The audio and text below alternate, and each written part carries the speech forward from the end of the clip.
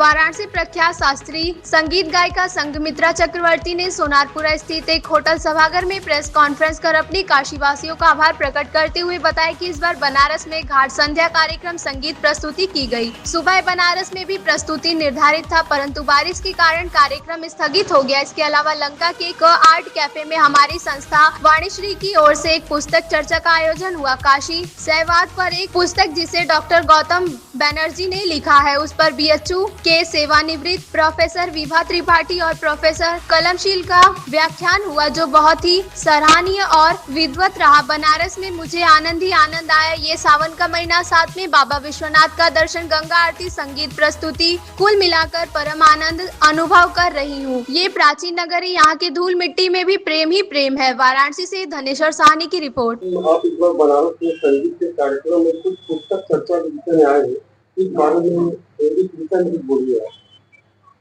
जी, इस बार आए हैं, कार्यक्रम घाट पर था और 80 घाट में जो कार्यक्रम हुआ है, घाट संध्या में हुआ है।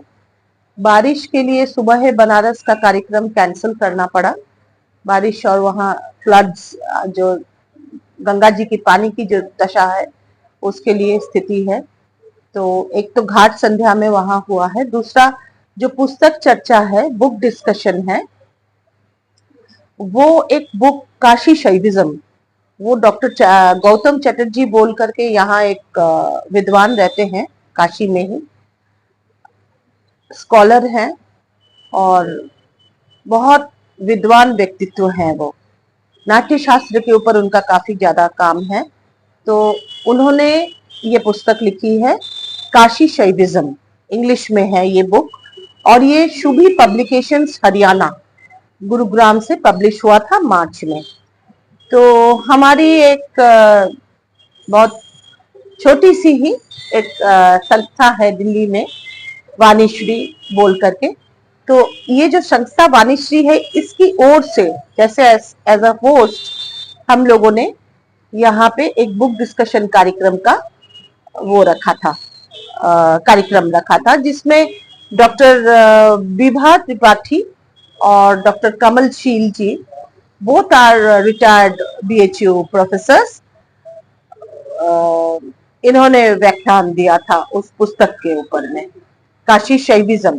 क्योंकि ये ऐसे ही विषय है, काशी शैविज्म कहा जाए तो बहुत बृहत या ये बहुत गहरा टॉपिक है, दर्शन का टॉपिक है। बात की जाए आपकी संगीत यात्रा के विषय में जानना चाहें। संगीत यात्रा में कैसे शुरू हुई और कहाँ से कैसे क्या, उसके बारे में थोड़ा सा। जी, मैं बचपन में, बहुत छोटे उम्र में मेरी माँ से प्रेरित होकर के संगीत यात्रा में आई थी। तभी बचपन से संगीत, मुझे लगता है ये 3-4 साल की उम्र होगी उसी समय से।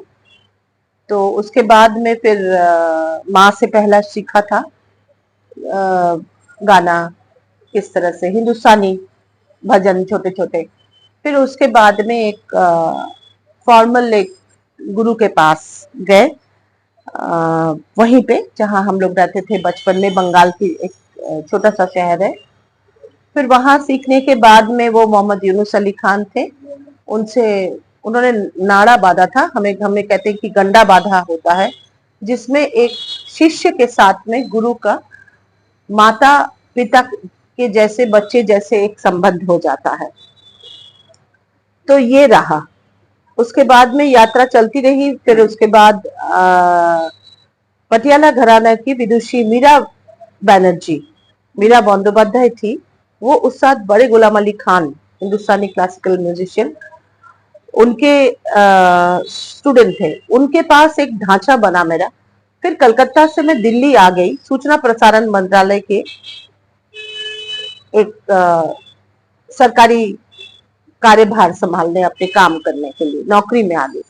तो इस यात्रा में उसके बाद में फिर चलती रही, हम यहाँ वहां फिर गाने लगे। कुछ स्टूडेंट्स आए, फिर वो भी सीखने लगे, विद्यार्थी। ये तो बहुत लंबी, और मतलब मैं बोलूंगी कि ये बहुत गहरी यात्रा है। अब गुरु की कृपा से पिछले 2-2.5 साल के आसपास से पद्म भूषण पंडित साजन मिश्रा जी मेरे गुरु हैं। उनके सानिध्य में मैं कल आ रहे हैं गुरु जी यहाँ। उनका गायन भी है। ये नगरी वार्षिकोत्सव बोल के काशी में होता है, जिसमें पूर्वायन चटर्जी जी का सितार है आज। या विकासी में कुछ खास ऐसा बात जो हमारे चैनल के माध्यम से हमारे दोस्तों के पास साझा करें। जी, खास कुछ क्या बोले, क्योंकि देखिए जैसे आजकल जैसे हर चीज में ना हम लोग चार्ज करते हैं, गाड़ी में भी पेट्रोल डीजल नहीं रहता है तो हमें फ्यूल डालना पड़ता है कि नहीं, उसमें बैटरी डालना पड़ता है, चार्ज देना पड़ता है। मोबाइल में चार्ज नहीं है तो बैटरी की चार्ज की आवश्यकता होती है। काशी बनारस ऐसी जगह है, साधकों ने इसको ऐसे बना दिया है कि this is already charged fully. Number 1, ये ऑलरेडी चार्ज है। इसको कोई इन्वेड करना चाहे, कोई इसको खत्म करना चाहे, कोई इसे हानि पहुंचाना चाहे, ये होगा नहीं। हिमालय से भी, हिमालय जैसे ये है खड़ा। और मैं आध्यात्म जगत में अगर बोलूं, इतने साधक जो जप तप करते हैं, ध्यान करते हैं, साधना करते हैं अपने आध्यात्मिक जीवन में, ये बचपन से मैं पढ़ती हुई भी आ रही हूँ और इसको मैंने फील भी किया। मैं अगर बोलूं आपको, इसको फील भी किया कि 100 जप कहीं भी कर लो और 1 जप कर लो काशी में, वो काम हो जाएगा। ये साधकों की बात है, मेरी नहीं। उनका ये व्हाट यू से, उन्होंने ये इसको आपको माने प्रूफ करके दिखाया हुआ है। It is proved. ये जी सिद्ध करके दिखाया हुआ है। तो ये जो यहाँ रहते हैं, मैं बोलूंगी वो बहुत ही सौभाग्यवान है। कोई भी किसी भी जगह का अलग अलग सौंदर्य होता है, अलग अलग उसका महत्व होता है, पर Kashi is something, Banaras is something which is fully charge with, and Bhole Baba वो है क्या, वो आत्म स्वरूप है।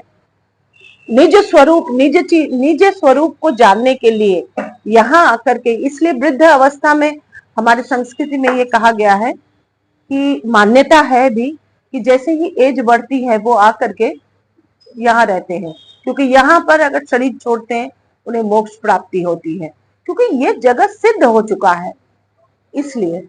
और मुझे भी बड़ा आनंद है इस बार में काशी शैविज्म जो पुस्तक है, काशी शैविज्म पुस्तक के ऊपर ये बुक डिस्कशन हुआ। ये एक भेंट है वाणिश्री की ओर से, संस्था की ओर से, ये book discussion number 1। Number 2, Kashi Panchakam सावन में आया, वो भेंट है। मेरी जो संगीत प्रस्तुति है वो भी काशी के ऊपर में, इसकी महिमा के ऊपर भेंट है।